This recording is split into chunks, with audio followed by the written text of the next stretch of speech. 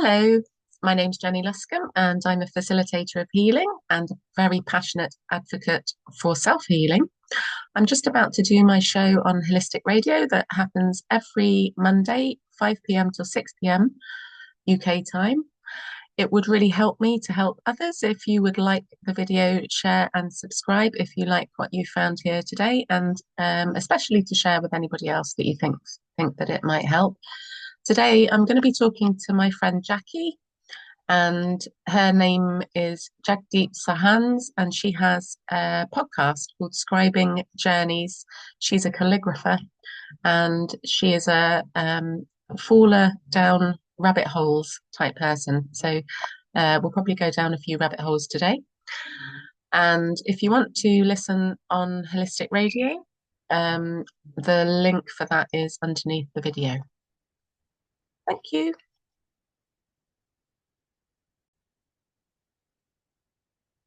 If you or anybody that you know is interested in learning how to do shadow work, or some people call that the inner work, or working on yourself, there are ways that are very easy to learn that can help you surface subconscious information, which can then lead to permanent healing from anything physical, emotional, or mental. So, in my experience, going back 12 years, I have managed to self-heal PTSD symptoms, postnatal depression, an anxiety disorder, and also chronic pain in my back that my doctor told me that I would have forever. So I've managed to permanently heal all of these aspects of myself without pharmaceutical drugs. And it's still amazing to me that so many people on this planet don't realize that we are able to do that ourselves through focus, through many different ways, actually. Um, I I do sessions actually to help people uncover this magic themselves and learn how to do the inner work themselves to bring permanent healing from anything. And I also have a course which is called Crash Course in Sovereignty, Self-Healing and Self-Mastery, free therapy forever. So we all actually have the capacity to do free therapy on ourselves. And I do happen to believe that a lot of therapists out there are kind of locked in codependent relationships with their clients, maybe consciously, maybe subconsciously. You don't need to pay for therapy forever. And actually, I'm very accessible. So I operate a pay what you can policy because I believe in tithing, I believe in giving, and it brings abundance to do it that way. And also, I truly believe that knowledge should be free and that anyone deserves to have access to knowledge that can heal them and improve the quality of their lives. So if you're interested in my course, I also operate a pay what you can policy for that. So have a look at my website, which is www.JennyLuscombeEFT.co.uk. Thank you for listening. Thank you for watching. Okay, perfect. Thanks, Andy. Three, two, one. Hello, this is Jenny Luscombe, and this is Feeling is Healing. And today I've got Jackie on the show from Scribing Journeys. And I think she's feeling a bit nervous, but that's okay because feeling is healing. She probably doesn't think it's okay, but it is, and it will be. So hi, Jackie. Hi, Jen. How are you? I'm very well, thank you. I'm looking forward to this chat. And last week with Carly was really fun, and Yeah. it's just a chat, and it just flows. And so, like obviously Jackie interviewed me a couple of weeks ago, I think it was now. That's right. And I had verbal diarrhea, and I didn't stop. And it made me realize that I love talking. I love it when someone shows an interest in what I have to say about things. Because I've had like a lifetime of having loads to say, but having people around me who don't want to hear it. So as soon as somebody asks me anything, I'm like, I don't know when to stop. Um, I hear you. I hear you. but it'll be lovely anyway today to return the favour. So Jackie is a calligrapher, and I've really, really enjoyed watching, like every now and then you've post on your channel, um, like the beauty of like just being able to watch you do your creation. And there's just something so soothing for some reason about that. And when I was reading your website about kind of how you got into all of this, I was kind of quite captivated by the image of you sitting with your dad, because Jackie says on her website that this was passed down to her from her father, and she would sit with her dad watching his art, and that he allowed her to develop her own style. And I can just from watching you forming the lettering and just the sound of that and the meditative quality of it and just like the beauty of it as well, and just the thought of you sitting with your father and having that like wonderful art passed down through your family just makes me really happy. So can you tell us a little bit about how that all developed for you, Jackie? Um, I can. So you're right. This was passed down to me by my dad, and I did used to sit next to him as he was inscribing, whatever it happened to be. It could be invitations, it could even be a letter. Sometimes he would do brush calligraphy and do signs. And one day I was sitting there and I was just sitting there quietly, and it was very hard to get me to sit down quietly, but that was the only time I did. And as you say, he encouraged me then to start doing calligraphy with him, and he taught me everything that I know in terms of basic calligraphy, and he also taught me how to draw. Mm. Yeah. So as the years went on, I continued doing my calligraphy as a young girl would, and I did poetry and I drew and all the rest of it, and I continued it. And as life would have it, I ended up having an accident, and I was bedridden. And my partner at the time didn't know I did calligraphy, but he happened to walk in one day and he saw my work, and he went, oh, and he was an advertising photographer. So he turned around to me and he said, "Can you do me 6 pieces?" And I went, "I beg your pardon?" So will you do 6 pieces? I want to take them around to the advertising agencies, PR and design agencies.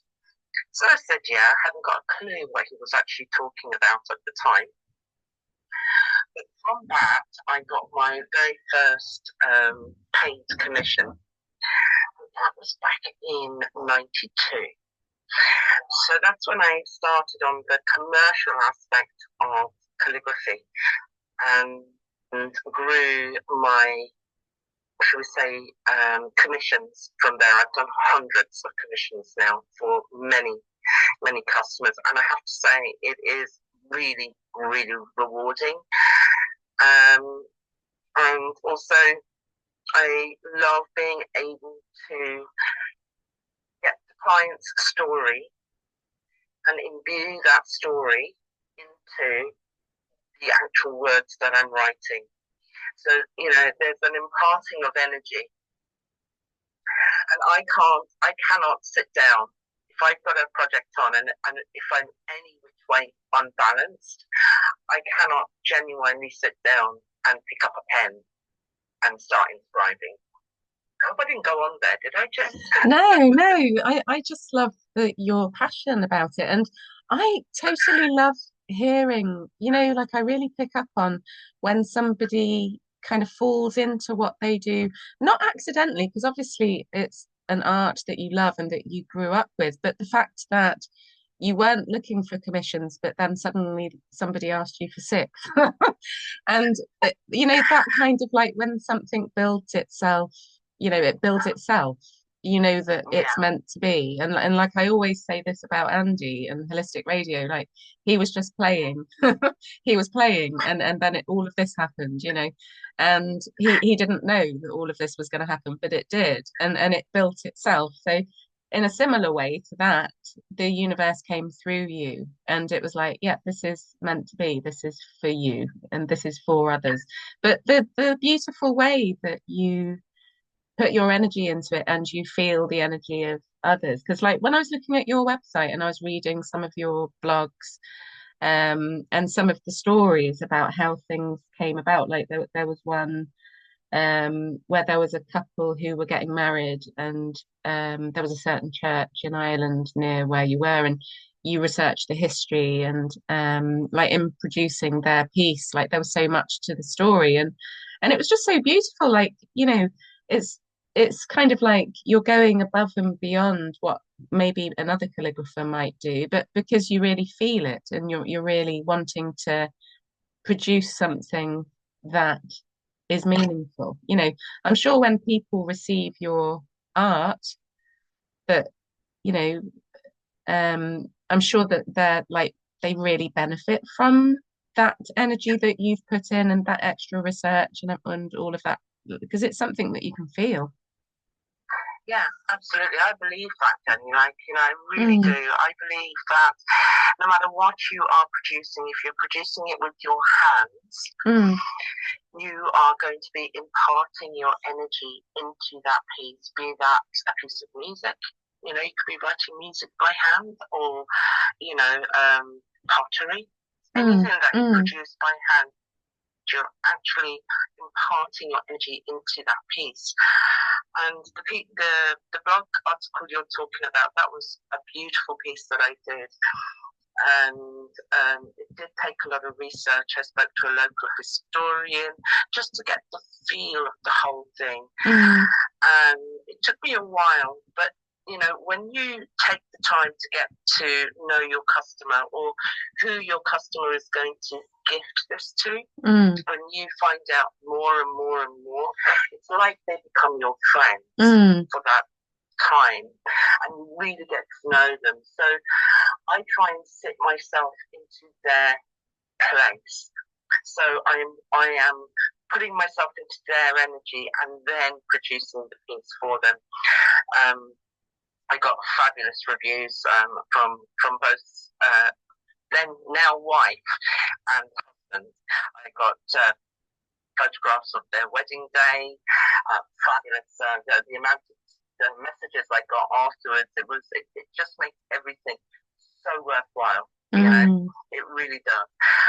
Sometimes I kind of wish that we didn't have things like money. Yeah, so I totally feel that. you know, people don't like to come to me for calligraphy. It's not like buying a piece of art or a piece of photography, something visual. Calligraphy is very personal. Mm, Because it's always something that somebody has said or that means something to someone. So it could be a verse from a song, or it could be a line from a poem, but it really, really means and resonates with that person. So, yeah. normally I get people coming to me that have really, really thought about this and they don't want to sit on a computer and have it produced by computer. They want it done by hand, Mm, yeah. and Yeah. yeah. What a difference. And like, sort of looking at what you do, it's made me realize as well, like how cold the kind of like, the email culture and like we never see a person's handwriting anymore, do we? Like I see my handwriting all the time because I prefer to make notes when I'm planning a video or, when I'm working with a client, I write in order to process what I'm receiving with my ears and my eyes. Like I will often like write down what a client says and how they express that to use for the tapping technique. And like in the act of me writing that down, I'm kind of grounding. information and I'm kind of making connections as well. So it's kind of like sad in some ways. Like when I look back at being at school in the 70s and 80s, like we all knew each other's handwriting. Do you know what I mean? Like we'd kind of enjoy doing handwriting lessons, and like you'd enjoy the uniqueness of the way somebody else expressed themselves on paper. And like you can see quirks, can't you? And like energy, like it's a form, it is like you say, a form of energy. It's just a really beautiful art. And like, you know, when people dig out boxes, shoe boxes full of old letters and stuff like that, like I remember my nan's handwriting and my granddad's handwriting, and you know, you only really see it now in birthday cards and stuff like that in some ways. It kind of makes me Yeah, sad. sad, Jen. It's really sad because there is so much benefit to writing by hand. Whether you want to, calligraphy is just taking that writing by hand one stage further. Mm, But there is mm, so much benefit to be had from writing by hand. One thing is that it's cognitive abilities and your fine motor skills are all tied up with your hands mm, and your eyes. Obviously, your hands and your eyes are a big aspect of writing. mm, So if you don't have that if you don't have that inbuilt fine motor skill that we would have been taught, the kids today, I understand, are not taught in the same way we are taught. mm, So, and I see this every day in the handwriting that I see coming in from our learners. And you see that they just don't have that fine motor skill that we would, from how they hold a pen to how much pressure they're putting on their paper, or how little pressure they're putting on their paper. There is so much science behind this that it can be mind-boggling. yeah. But you know, the fact that kids are there on their phones or tapping on keyboards or tapping on screens is actually having a detrimental effect. Yet people don't seem to acknowledge that, you know. That's so true. And I really feel that strongly with what I do. So when I'm preparing something, like I'm planning for a session or I'm planning for a video or something like that, like I sometimes frustrate myself because I do feel the need to do handwritten notes. And then I think, oh, maybe I just need to do it straight onto the laptop and then it's quicker because then, you know, if I want to save it as a file, I'll have to put it on the laptop anyway. But I just can't do it because the process is so different. Like the thought process, I swear, is completely different when I'm using a pen than when I'm using the keyboard. And like Oh, the yeah.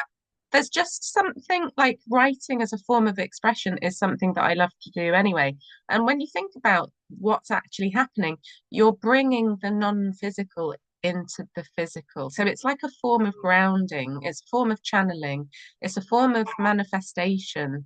And it is one of my favorite forms of expression, but it's definitely there's something about using a pen that helps with focus and clarification and clarity, you know. Oh, yeah, Um, 100%. I 100% agree with you. It's just that I'm going to have a quick cough. Hang on. Excuse me. Yeah, I 100% agree with you. A thought popped into my mind there, and that was the clarification of things.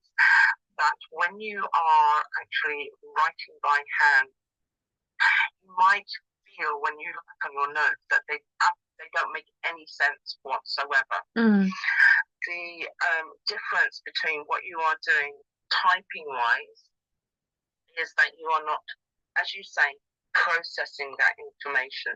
So even though typing is really fast, you know, and you might feel like you're getting somewhere really, really quickly and you're getting through the task really, really fast, the unfortunate thing is you probably not. You're going to have to go back and redo it anyway. yeah, When you're writing by hand, that cognitive experience that you're going to have is actually going to help you work through whatever issue, whatever project you have. You can literally get through it step by step. You might go through a full A4 pad of paper, but that's okay, Mm, you know. And like once you have your picture and it's sorted and you've got your plan, if you were to rewrite that out now and you were to use calligraphy, that will imprint itself onto your subconscious mind. mm, Um, should we say on a deeper level, mm, like affirmations. This is what was coming into my mind was affirmations. mm, So if you like to do affirmations and you are, talking to the mirror, saying these affirmations, or you have post-its up around the place where you are reading your affirmations on a daily basis, you went to the trouble of actually sitting down and writing it out beautifully. It doesn't have to be calligraphy, but just writing it out beautifully, writing it out with a conscious mind, being aware of your pen pressures up and down, like, your strokes. That affirmation will have so much more power mm. than Yeah, that's one of the major benefits. you can kind of see it as a form of almost like super learning. Like kids could use it for revision techniques, couldn't they? Like if it's Mm-hmm. enhancing focus. Yeah, amazing. And like something else I was thinking, like when you were describing like the energy that you put into that and how the person who's commissioned it and then the person who's receiving that gift, like it's almost like they become friends. It makes me think of like when I've heard novelists speak about their characters and the way that they come alive. And it's also made me remember a friend of mine who like she I can't remember what it was she put on oh what was it, I can't remember now, but she did a version of a well-known show, and she casted it and she directed it herself. And I think it was for charity. It was kind of like a cabaret thing. And she also did something of her own. So she'd written her own play, and she kind of had this experience where, like when people are writing, they're channeling, and it's Mm. almost like a lot of artists and creators, like they feel like it's not them doing it. And like we know that the divine sort of comes through, it flows through us when we're doing what we're meant to be doing. And she had this experience of, she casted, she directed this show. She was sitting in the audience watching the show that she created, that was from her play that she created. And at the end of the show, she experienced the punchline. So there was a punchline at the end where the whole theatre collapsed in laughter, and she hadn't realized it was funny when she wrote it. So she had this kind of like, her creation was so channeled that she didn't even realize how it was going to turn out in the end. And then she sat and watched her own show that was she casted and directed, and then the audience responded in a totally different way to what she had envisaged. And it's like she got the punchline, but she got the punchline the same time as everybody else. And it just like felt so, it just was sort of like confirmation to me hearing that story, that it's just not it's not you, you're the channel. It's kind of Yeah, something greater than you. And for yeah, sure it sounds like that's what's happening with your calligraphy.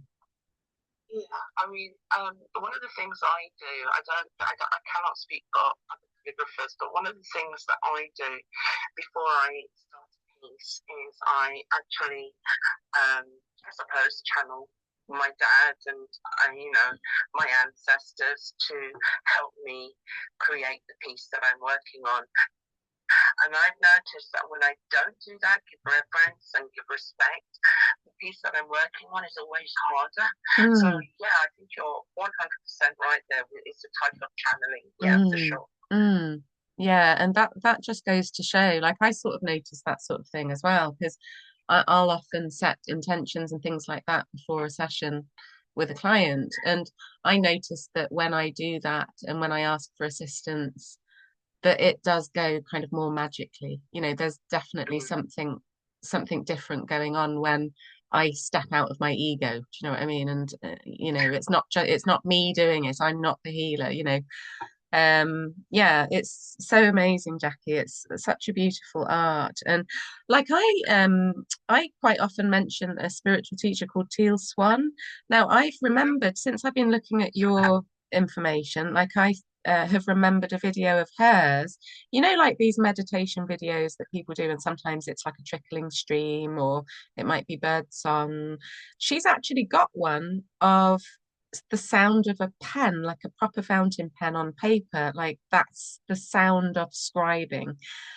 Because I think her father was somebody who would use like a traditional fountain pen, and she would love the sound of that when she was a child, and like she would find it really soothing. And I'll dig it out and I'll post it on your channel later. Um, but Okay. it's like a whole kind of like you can listen to it at night. It's like 9 hours long or something like that because it brings so much comfort to so many people, the sound of the pen on the page. And it just made me think of you. So Yeah. I'll dig that out. Yeah, I have been asked to do, I think they're called ASMR Oh, that's it. videos. Yeah, yeah, Yeah. The unfortunate thing is there's so much interference from the road and, you know, yeah, life outside yeah. that whenever I try and do one of those videos, there's always something else that comes into it. And I'm Oh, like, oh. yeah, yeah. I've often wondered what does that stand for, that ASMR?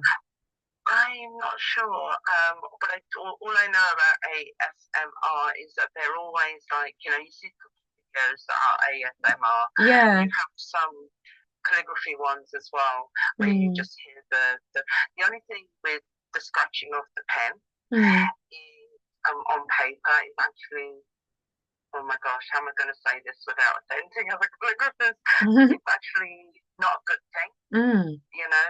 yeah, You actually want to have a lot of smoothness to the pen. You don't really want to be hearing a yeah, going across the page. yeah. Want Interesting. you want it to flow.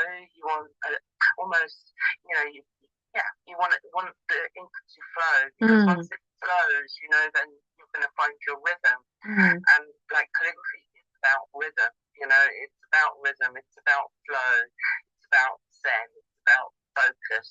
mm. Which is probably why I kind of can't do it if I'm off balance in any which way. Yeah, yeah. Interesting. So Yeah, that does make sense. Yeah, because you don't want to be carving it out of the page.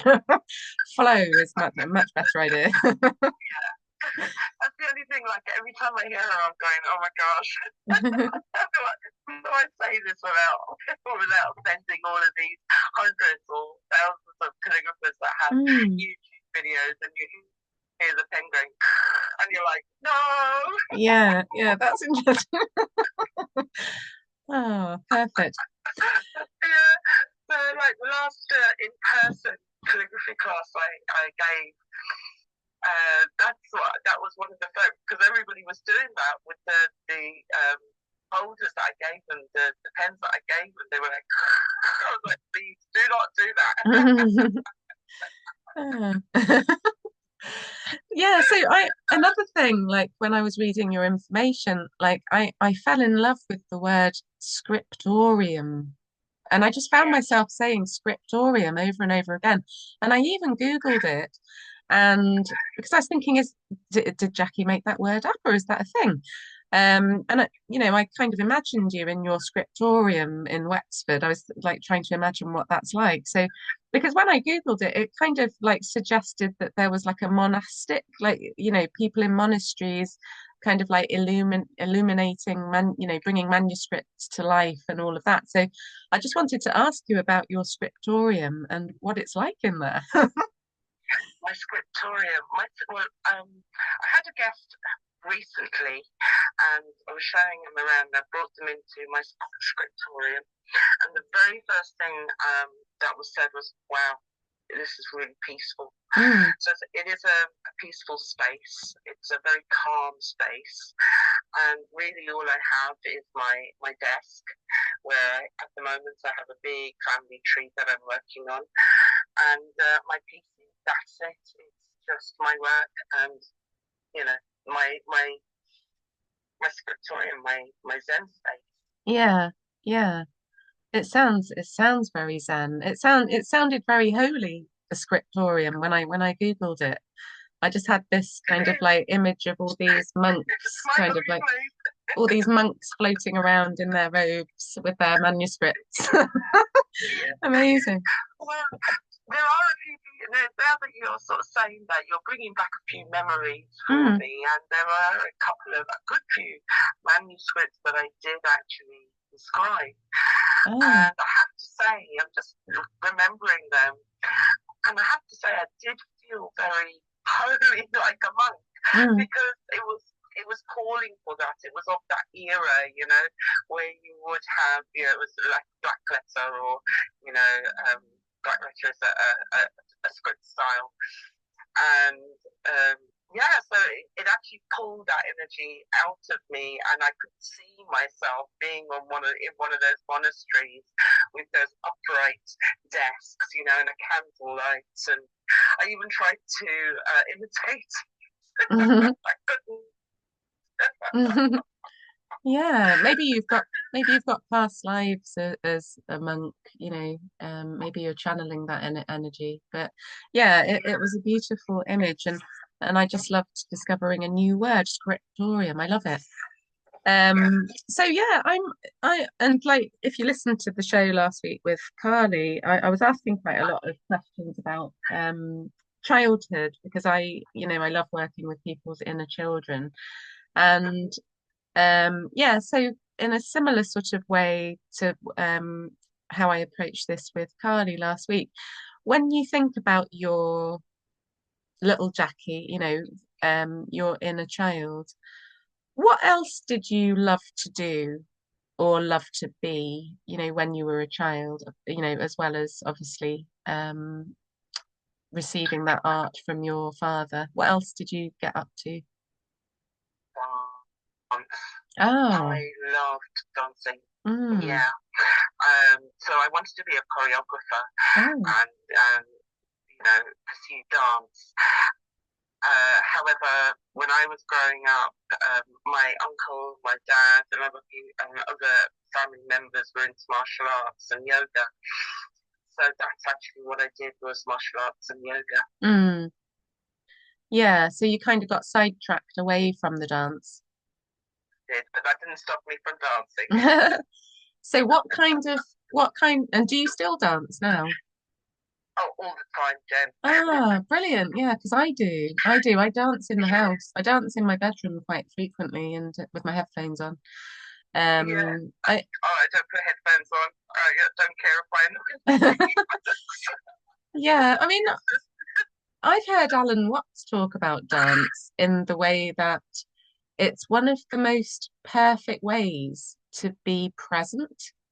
And like I'm trying to remember what his words were specifically, but he said something along the lines of, like, when you're dancing, you're not in that kind of like past or future thing. Like most of the time, we're either dwelling on the past, wishing it hadn't happened, or trying to heal it, or you're trying to kind of manipulate it so that we can feel better or whatever. Or then we're kind of projecting into the future. Oh, I hope everything's going to be all right, whatever. Like, we're usually not present. But he says when you're dancing, you're not trying to do anything other than just be enjoying how your body feels, like enjoying your body moving, enjoying the beat, enjoying being you. Like, you're not dancing to do anything connected to the past or to the future. You're just dancing for the joy of how you feel in the moment. And I'm so happy that you said that, because I'm the same. Like, I am so happy when I'm dancing. I think it is when I'm at my happiest. I wonder whether I have like another life purpose that's connected to dance, actually. And a friend of mine are about to start a dance class this week. I've decided to go and learn Latin and ballroom dancing, because there's a beginner's class near where I live. And I've always been, like, I don't like the BBC, but like I did used to love watching Strictly. And just like the way that people get so high just on the love of it. Oh, I'm jealous. I would love to learn how to do a bit of Latin or a bit of ballroom, that would be fabulous. Yeah, you're right. You're always in the present moment when you're dancing. And I don't know about yourself, Jen. Like, even when I'm feeling really, really down, it might take me a little while to get into the beat and to get Mm, my body to move. mm, But once I'm into the beat and I can get my body to move, that feeling just lifts and I'm in the present moment. yeah, And then I can have joy. And I yeah, think joy is one of the highest vibrations that we have, yeah. together with, love. Um, so I think if we can bring ourselves into the present moment, enjoy, and if that is dancing for you, great. If Mm, that is something else, fine. Whatever it is, if you can bring yourself out of wherever you are and you can bring yourself into the present moment, you can't ask for more than that really in mm, life. mm. Have you ever been to any kind of like ecstatic dancing classes? Like there's a class called Five Rhythms that a lot of people on the spiritual path are into. And I've been to one in Liverpool a few times, and it's kind of odd, it attracts a strange crowd because it attracts people who use dance for healing. So sometimes people are kind of shouting in the middle of the thing, and everyone's there with a different intention. And sometimes that doesn't flow for me. But like when I've been to it, like ecstatic dance, where you just dance like no one's watching, but with a load of other people dancing like no one's watching. And it takes a bit of sort of getting into before you can sort of properly let go. But once you're doing it, it's so liberating. It's so brilliant. Have you ever tried that? No, I haven't. No, I'm very much a lonesome dancer. Well, having said that, now if there's a good bit of music down at the pub, I will get off my chair and start dancing. Mm, yeah, yeah. But no, I've not actually done anything like that. I've got a piece here called "Dance Like No One Is Watching." I'm just going to share it Ah, yeah. into the group because when you said that, it reminded me that I had actually done that quote. So I'm going to Mm, just share that into the group now. And there we go. yeah, that's such a beautiful thing. Dance like no one's watching. Yeah. And yeah, and it is good to dance when no one's watching as well. Like sometimes when people are watching, it isn't quite the same. But yeah, that's the feeling of joy that you can generate yourself. Like imagine if we were in that vibe all the time. Imagine if we could maintain that, you know. Imagine what you could manifest. Because Yeah, I feel like I could take off sometimes when I feel that way. maybe we are spiritually. Maybe we Yeah, are. Our energy has actually, risen. yeah, totally. I really think that.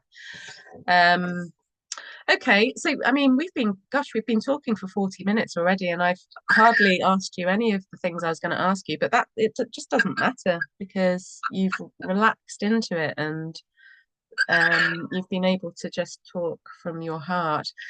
So, yeah, so going back to your little Jackie with her dancing and her calligraphy, um, what do you feel like she was saying to herself inside her head while she was going about her life? Like this is kind of quite a weird question, but like I find myself asking this question quite often when I help people with therapy because it's kind of like a way of helping people to surface, belief systems and things that they didn't know were there, but also to pick up a general vibe of, what was going on for you, you know, back then. Because sometimes it's the questions that you ask yourself that are the kind of hinge points for, transformation often. So when you think about little Jackie, what was she saying to herself inside her head generally? Oh, that's a loaded question, Jen. Hmm. Um, that's a very loaded question. With respect to what we're talking about and the topic, when I was going back and sitting myself in that moment, it was my dream. It was my dream world. It was the best of the best of the best. Mm. Because reality wasn't. So when I was in that moment, if I was sitting down doing calligraphy or dancing with my sister or my auntie or by myself, or even, you know, when I was doing my martial arts, it had the same sort of feeling inside my body. Mm. You know, it was my perfect world, if you will. Mm. Because other than that, life wasn't perfect. It was far from perfect. And I think that's the place I actually used to go to keep myself safe and happy. Mm. Yeah, yeah. Yeah, everybody's got their kind of like happy place. And for, I would say probably the majority of us, the majority of humanity, like we weren't always having a good time. But Yeah. yeah, my happy place was when my dad used to go and play cricket. So he was really good at cricket, my dad, and like he'd often really belt it and then get himself in the local paper. And because my maiden name is Bishop, they used to call him Batman Bishop. And we always used to go around like all the local villages in Sussex, like following his team. And so my happy place was at the local cricket ground where he would play. In the woods next to the cricket ground, there was like an adventure playground. And it's kind of like reminded me of Carly when she was talking about her adventure playground of her dad, what we were talking about last week. Triggered my happy place. I was spent a lot of time in this adventure playground, just really simple, kind of in the woods where we'd get that unsupervised play. There were no adults there, and occasionally one of us would fall out of a tree, and then you'd have to problem solve, and then there was all the other kids of all the other cricketers. That was my happy place. But yeah, for me, things were not, always good. Um, Yeah. yeah. So what was your experience of community? Because I'm really interested in all things community and unity, and obviously humanity is on its way back from separation into unity. What was your experience of community around you when you were a kid? When I was a kid, community played a very big role. It was the be all and end all of everything. Not if you were not part of the community, there was something very wrong with you. Um, had a lot to do with my dad and his role within well, he was like a community leader. So it was a very, not only did we have our family, which was, including uncles, aunties, cousins, all the rest of it. Indian families are big. Mm. And so therefore the community was big. So yeah, community played a massive role. And so I would go to the temple quite a bit. I was born a Sikh. I'm not a practicing Sikh, but I was born a Sikh. So we were down at the temple. I was there at least 3 or 4 times a week with my dad. So we would see a lot of community work. It was a very, very much part of my upbringing. So, everything from cooking to cleaning, it was all done together. You weren't left alone. If you were going to be moving house, everybody got together and helped you. If you needed furniture, people would help you. And that, when that started to break down, I think it was a massive loss, not just to say families, but that whole coming together. Like if you need something, there was always somebody there. Mm. That will be able to put out their hand and say, "Hold my hand, let me help you." We don't have that anymore. Mm. Mm. Yeah, that's such a beautiful thing to sort of hold on to that you had. And I was raised in a small village as well, and you know, my mum worked at a school fairly locally, and my dad, he was a carpenter, and like everybody knew my dad. Like he was he would go to ring the church bells. He would go and clear the footpaths. He would build people's furniture and do their loft conversions. And like, yeah, it was like when we were kids, it did feel like people were looking out for us wherever we went, and Oh, there was always somebody oh to solve a problem or somebody who was an expert in what you needed. And yeah, yeah, like yeah. I Well, we sort of have neighbourhoods as well, then as well. Our mm, neighbours, like the neighbours. I think the neighbourhood community is what has really broken down. Like, we're lucky if you know your neighbours mm, now. that's Whereas so when and I'm interesting. sure the same for you, Jen, when you were growing up, your neighbourhood, that's, that was your community. Yeah, And if anyone went missing for longer than a day, people would be knocking on the door. Are yeah, you okay? mm, yeah. Yeah, that's so Yeah. interesting. And like just as a result of like the turbulence of my life and loads of things that have gone on for me over the last few years, I've moved house so many times that I've got no chance of like knowing the neighbours.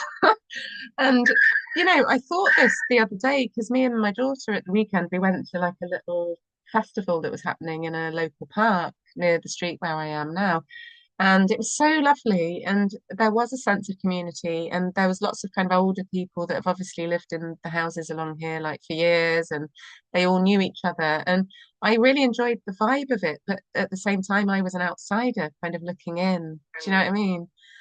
Mm, But yeah, like just that kind of like not having people around to just be naturally just available to ask, like even before the show, me and you were talking about, working on websites and understanding search engine optimization and all of that. And you were telling me that you knew stuff about that. And I was like, oh, that's amazing. Because, everybody has little things like that like we're all experts in something but we don't have interdependent community. We're all kind of like isolated and we're like islands, and we yeah, are all kind of lacking yeah. that. It's like, well, I've always said it, it's the divide and conquer thing, isn't it, Jen? Like, Mm, but like you said, here is built a community. Maybe that's not what he intended, but that's what's happened, and yeah, we're here. yeah, We yeah. may not all agree with each other all the time, but Mm, we do have one thing in common, mm. and that's how we have one thing in common. Yeah. And that's we're maybe we're beings of higher energies. I don't know, but there is definitely a coming together here. And Mm, if we were not in virtual worlds, I'm sure that all of us we would be hugging each other, having a laugh, having a dance, mm. all without any vices. We wouldn't need vices because our energy would bring us up higher and take us up higher and have those endorphins firing in our brains, just firing off of each other. Yeah, Yeah, that's yeah, perfect. definitely. Bring on the golden age, What do Yeah. you think that the world needs the most at this current time? Oh, it's what you said, unity. Mm, We need to come together, and what I think is that we need to get above all of this warmongering and division that has been caused about, they have caused in inverted, quotation mm, marks. mm, But it's hard for us to do that also in the sense that we are so trained, and now in the way that we have been literally our layers have been taken away bit by mm, bit by bit, and we have to learn how to put that all together. So I think that is definitely the community, getting to know your neighbours. Let's get to know our neighbours again. mm, Let's start talking to distant cousins and distant family members. Let's, get rid of those divisions that have been deliberately put in place so that we are isolated. And the reason I believe that we're isolated is together we are powerful, mm. separately we're not. Yeah, Uh, yeah, yeah. I mean, I quite often on my show talk about all the gazillion million agendas because that like we can't even see them all the agendas. Like there's been so many of them and they have all been designed to take us away from ourselves. And it's so interesting, the microcosm, the macrocosm, like we are trying to put our lives back together like a jigsaw puzzle. And we're doing that in our bodies as well, like in our energy system. We're integrating the fragmentation, because within us we've pushed away the selves, the different versions of us that we suppressed because people didn't approve of them for whatever reason, or because we were in a stressful situation and we didn't know what to do. We've suppressed all these aspects of ourselves and we've pushed them away, which is kind of what shame is. Shame is the act of like pushing the selves away. So we're trying to bring all of ourselves back, just like we're trying to bring all the parts of our life back that we needed, all these needs that were not met. Um, we're trying to meet our own needs. It's like we're having to sort of reach up out of the matrix to just take it, take what it is that we need. So in terms of Jackie, like disclosure occurring, and everybody's got different ideas about what that will look like, and there's lots of different types of disclosure, disclosure about what the governments have been doing, disclosure about UFOs, just many different types of disclosure. Do you think that that's coming in our lifetime, and what do you think that will look like? I don't think there will ever be any disclosure. Mm. I think there is this is my personal feeling on this, is I really do not think there will be disclosure, and the simple reason for this is that they will not want to admit anything. So this might be something that, future generations in 100 years' time or whatever may be able to, as we do now with, when they open up files and so much is discovered. I think that's how it's going to happen. The disclosure will happen not in our lifetime, it will happen 150 odd years' time. But there is a change because there is utter chaos in the world. No matter which way you are looking, there is utter chaos. And that is the chaos before the calm, if you will. Yeah. So right now, in my humble opinion, right now they are distracting us with stuff. And I'm not belittling anything out there at all, because people are suffering a lot. But this is their last, what's the word I'm looking for? It's their last hurrah. Yeah, it's like the final throes, isn't it? Yeah, the final throes, yeah. But I don't think there's going to be disclosure. Definitely not. They can't do it. It's so... Because it would mean... Sorry, carry on, Jackie. Yeah, I was just going to say, because it would mean that they would have to look in the mirror, and it's like talking to somebody who will never admit that they're wrong. There are people out there, it doesn't matter how kind you are to them, it doesn't matter how loving you are to them, or how generous you are to them, they will never, ever, ever look in the mirror or admit their faults. And that's what we're dealing with here.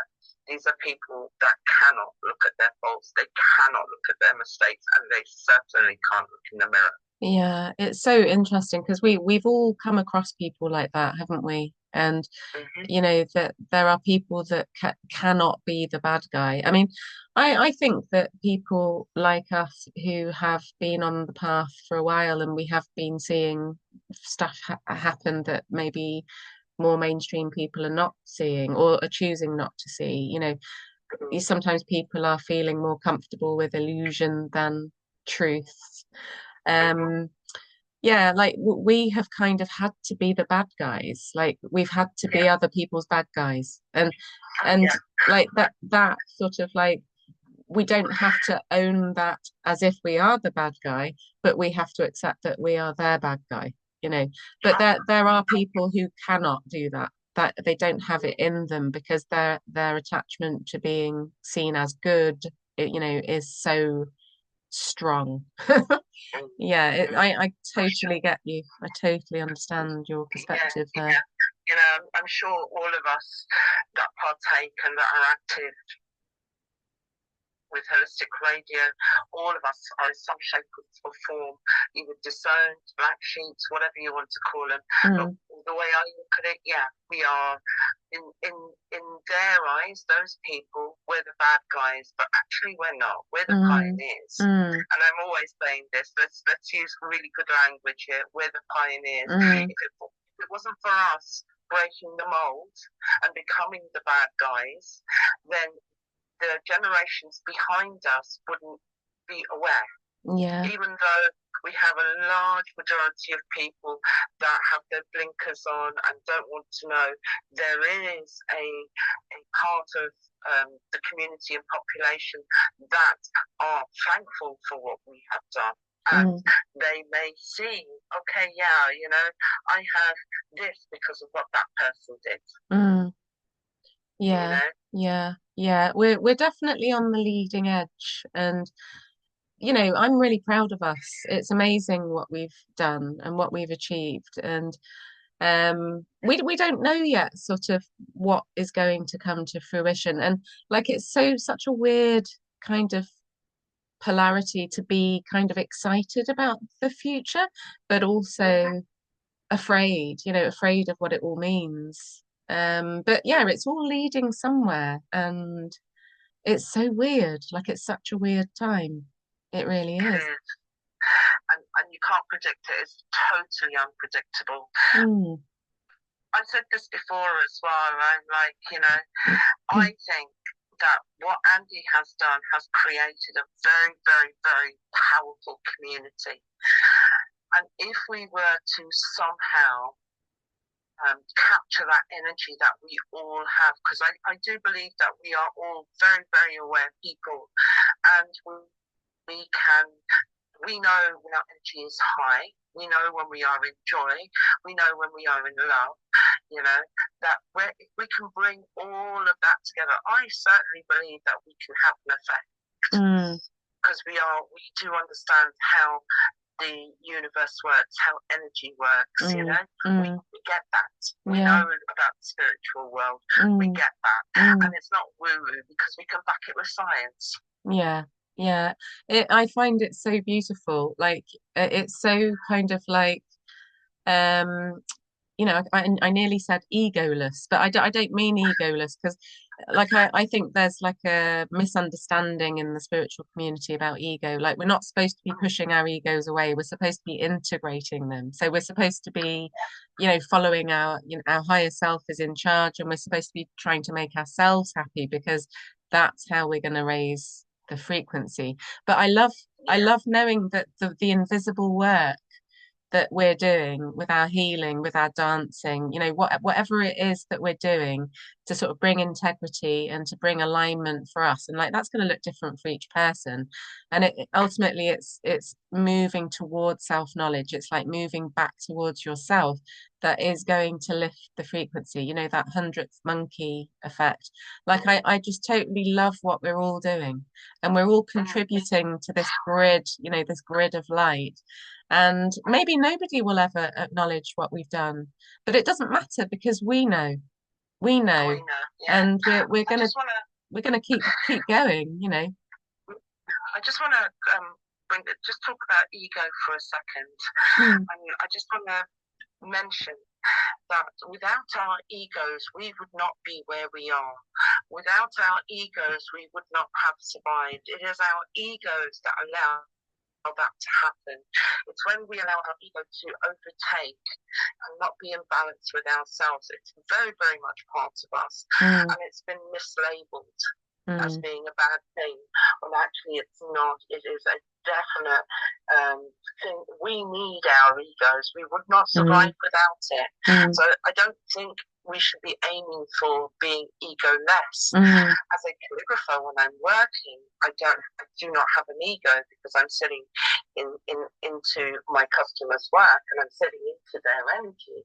But you're damn right to have ego afterwards. Because when I get a testimonial or I get a thank you, that's feeding my ego. That makes me happy. And that's not a bad thing. Yeah, it's a tricky thing to understand, isn't it, ego? And it takes a while to fully grasp it. But yeah, if we push our ego away, and like there's loads of people on the spiritual path falling into that trap, and I think it's an agenda, like we were saying before, we've kind of like been sold that the ego is arrogant, or you can't boast, and you can't be full of yourself, and it's all kind of like tied up with selfishness and self-love being confused as well. Like, oh, it makes me angry because there's all these traps that people fall into that sort of takes them off in the wrong direction. But yeah, it's all learning. It's all learning, and we just have to figure out who we are, and like who we are is our ego, and then we have to kind of align our will with divine will, and then we get to be ourselves. But we get to be ourselves in the divine way. We get to be filled with God, or we get to be directed by the divine in the way that works for us, particularly because we are unique flavors of whatever God is, that's doing ego properly. But yeah, it's not an easy thing to understand. Because it's coming back to that peeling away. They literally peeling us apart here. So, everything that we require for survival and to get through stuff, or to make a new invention, that takes actual ego. Yeah. And if you deny that ego, then you're denying yourself. But not only are you denying yourself, you're actually taking away your motivation as well. Yeah. So it's very much keeping it on balance and not allowing it to take over, because yes, of course, there's very egocentric people out there that are, me, me, me, me, me. There are people out there that boast and their egos are huge. Yeah. I think keep it in balance, keep it, respected, understand what it's done for you, understand that if you didn't have that there, you wouldn't have made it as far as you did. Yeah, and I like thinking about kind of like all these kind of geniuses, like we'll call these people geniuses that were ahead of their time, like Michelangelo, and like all these people that seem to be connected to the future. And I just think that being connected to the future is totally possible. And that's because time doesn't exist. So when you are in the flow, you're in the universal current, and you're doing what you were put on this planet to do, you are just aligned with it all, like just everything. And that's how it is that all these kind of like futuristic things came to all these people that are so-called geniuses. But I think what a lot of people don't realize is that we are all geniuses. Like we're just on our way to our genius. We're learning about what that means for us particularly, and all of us here on the planet, we are all geniuses. We just have to figure out what is our genius. I agree. That's where these tests like IQ, all of these tests of intelligence really are for I'm going to call them they. Yeah. It's the ones that have made us get up at 7 o'clock in the morning, 6 o'clock in the morning to go to work or whatever, to earn money. All of these IQ, EQ tests are all about that. We're not actually dealing with our innate intelligence. Just because somebody can't write does not mean that that person is not intelligent. They may be creative in a completely different way. And as you say, a genius, an absolute genius, and maybe he can take an electronic thing apart and put it back together in seconds. That might be that person's genius. Just because you can't write doesn't mean you're not intelligent. Yeah, totally. I totally agree. That's the reason I left education. That in a nutshell, that like the seeing that there was no intention for children to reach their potential happening. Like, I was like in teacher training wondering, when do we get to the bit where we encourage the kids to be themselves? When does that start? Yeah. Yeah. Gosh. Yeah, I was talking to the counselor today, and she was like, "Oh, I love love, I love love," and I was going, "Okay," and she's saying, and I hope I'm all right, okay to say this, but she was saying, the kids that she's working with, that's what they need is love. That's all they need. Yeah. Is genuine, from the heart love. And it would change so much for them, And I think that's probably what education is missing. I think it's what all our systems are missing. The health service could do with a bit of love. Education could do with love. Like, oh my God. Yeah. It's just so obvious. It's so obvious. Even a little bit of love goes a long way. Like even like a tiny little mustard seed of love would solve like many of the world's problems. But yeah. So I'm just looking at the time, Jackie, at 6:10. I just want to ask you one more question because I thought I was going to go down some rabbit holes with you today because of all the amazing topics that you and Douglas have covered on your show on Scribing Journeys. You and Douglas have gone down many rabbit holes, and I've listened to quite a few of your shows. I just wanted to know, like, what has been your favorite, most fascinating rabbit hole that you've been down with Douglas when you've been doing your research? And because I'm like fascinated by the falsification of history and like all of that. Like I can't get enough of all of that. Like, what's your favorite thing that you've studied as a result of doing Scribing Journeys? Okay. The first thing that popped into my head was discovering that the Earth's core actually creates quartz. I knew that quartz was a master crystal, but I didn't understand its actual value until I researched the Earth's core and what actually happens in the core and this scientific experiment. So I think that was one of the most enlightening episodes that I researched was the quartz. Now I have a completely different view of crystals and crystal work, having gone down that path. Like that episode, I did not touch on half of the information I found. And also to find out how, this quartz that is found everywhere around the world, but you will also find it in a lot, I'd say the majority of sacred sites around the world. And quartz is such a valuable, I would say quartz is more valuable than any metal you can think of out there.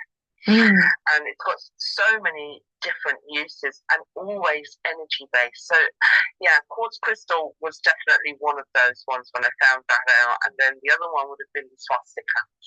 That I was like, what the fuck is going on here? And then again, connecting of the dots is I love connecting dots. I love being able to go into the various different cultures around the world and find the same or similar stories. And you go, oh, hang on, that was a divine being. Look at the description of that. That matches that description over there. And then, putting it all together with actual sciences. And then I'm always looking for the suppressed science because there's always suppressed science. When you find that suppressed science, you normally find more, how can I say it, more convincing papers, arguments, experiments, all of that kind of thing. Yeah, gosh, isn't it just like all these rabbit holes? It's such an amazing feeling when you start uncovering stuff and then it's like then you uncover more and then you can't even get close to completing anything because it's just so vast. Like it's massive, isn't it? Yeah, I mean, like we have an hour, and I swear to God, sometimes I could be talking for 3 or 4 hours. The amount of information I've come across, but I'm I'm sure you are as well, Jen. Like when you want to share the information you've come across, and then you're like, well, are they going to find that interesting? or is this just me? Yeah, yeah. I don't think it matters. Like, I've said to quite a few people about holistic radio, and they've asked me a few questions about it. And I've said, oh, yeah, there's a bunch of us who know things about what we took, we're interested in stuff, and we don't really care if anyone's listening or not. And they're like, oh, like that's not normal, kind of not normal. But yeah. But I think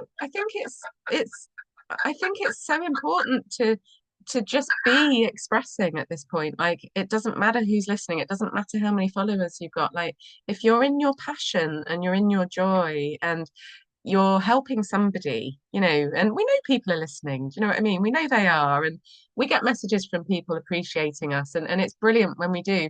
But, it's just so lovely to be in your passion and that energy will get all of us everywhere, and that's the main thing. It's just the main thing. But I think I better stop there, otherwise we're going to be going on and on. But thank you so much, Jackie. Like, what a lovely, fascinating conversation, and it's so interesting what you do, your calligraphy, your research, your show with Douglas. Like, it's just it's just lovely. You feel like a kindred spirit to me, and I've enjoyed talking to you and finding out more about you. And I hope all our listeners have enjoyed that.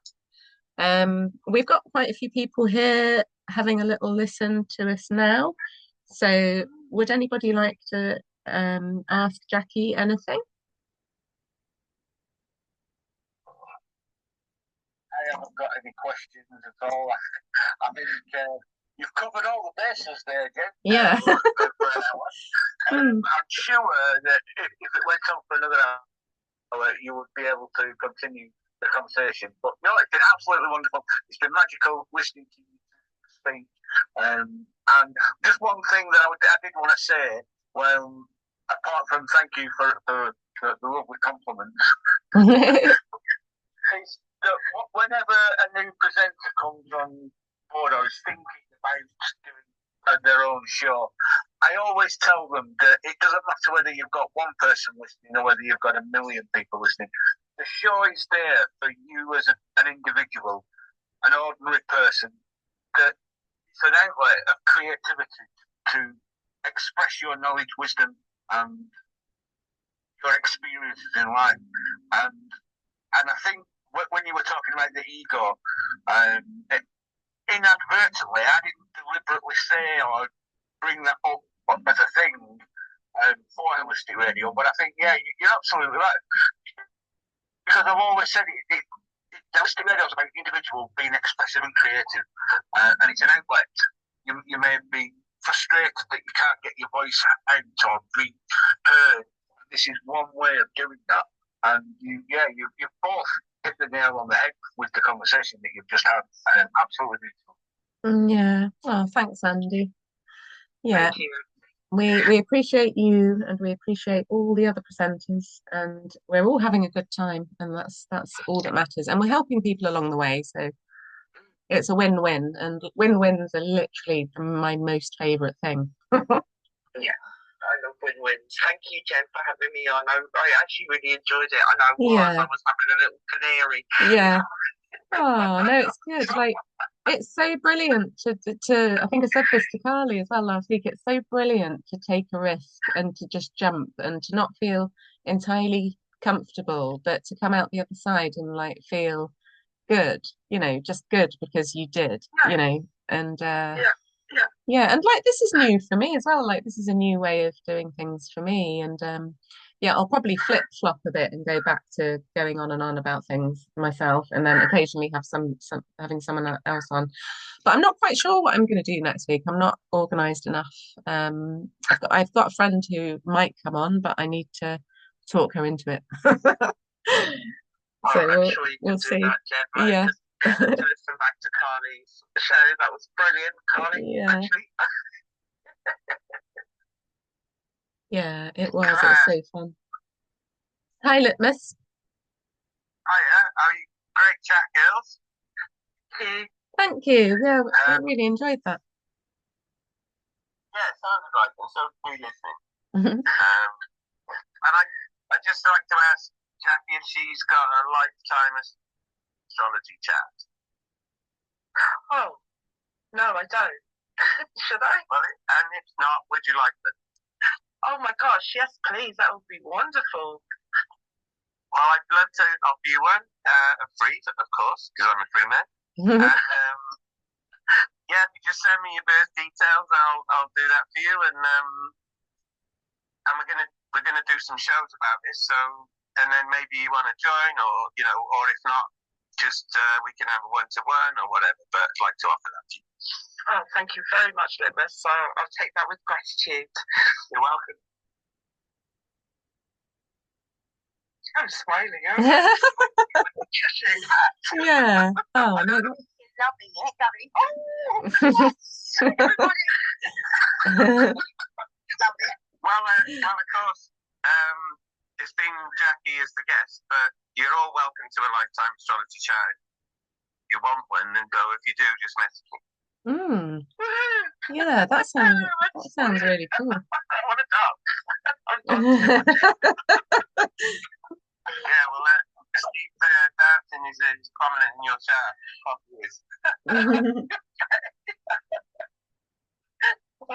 Yeah, right. I'm really curious about that. I'm curious about that too, Litmus. I'm really interested in. Yeah, just send me a message with your time, place, and date. And I'll do that for you and send it over, and then we can talk about it. Okay, yeah, that would be amazing. I'm really interested in astrology, and I sort of feel like I need to look into it a bit more and kind of understand it. And I love how people use it to guide their lives. I mean, I'm quite into the Gene Keys, which uses astrology. But yeah, I sort of feel the need to understand I don't know how to read a birth chart. Do you know what I mean? I've got a birth chart, and it all seems kind of really complicated because it is like learning a new science, isn't it? But yeah, I think I'll do that. I don't want to hold your show by promoting mine, but tomorrow me and Andy are starting a little show called The Shape of My Chart, which is where we're going to talk about how to reach birth chart. Oh, so, perfect. Okay. Brilliant. Oh, lovely. What time? Yeah, what time? 6 p.m. tomorrow. Ah, cool. Okay. Okay.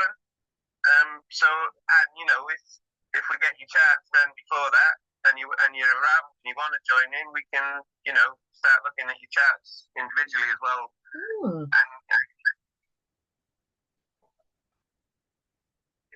Yeah, I think I might be able to. I think I'm free. How cool is that? Cool, right? You've just answered my. Everyone's getting what they need. Everyone's needs are being met, like synchronistically today. Woohoo! Well, you put good stuff out, you get good stuff back. Yeah, I love it. Yeah, I love it. Oh, perfect. Thank you. See ya. Thanks. Yeah, anybody else want to ask Jackie anything? I think we're probably more or less done, Andy. Yeah. If you've got a few final words to say, Jen, to wrap it up for the recording, and then I'll stop it and we can have a bit of an after show chat. Yeah, okay. All right, well, thanks, Jackie. And I'm just loving finding out more about all of you guys. I'll see if I can get through all the presenters of Holistic Radio and see if we can find out more about all of us and dig deep.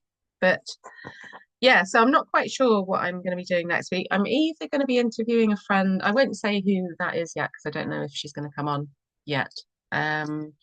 Or I'm thinking about doing a show about pain, like physical pain and what to do with that. Because I don't think I've actually done that before. So it's either going to be about pain and begin learning how to self-heal pain, which is actually easier than people think, which is not what we've been led to believe. So it'll either be about pain, self-healing pain, or I'm going to be interviewing a friend of mine who is a facilitator of healing in similar ways to me, but also different. So anyway, we'll see what happens next week, but I will let you know. So thanks everybody so much for listening, and it's been an absolute joy. So thanks everybody that's here on the live, and thank you for everybody listening on the replay. And I'll hear you next week.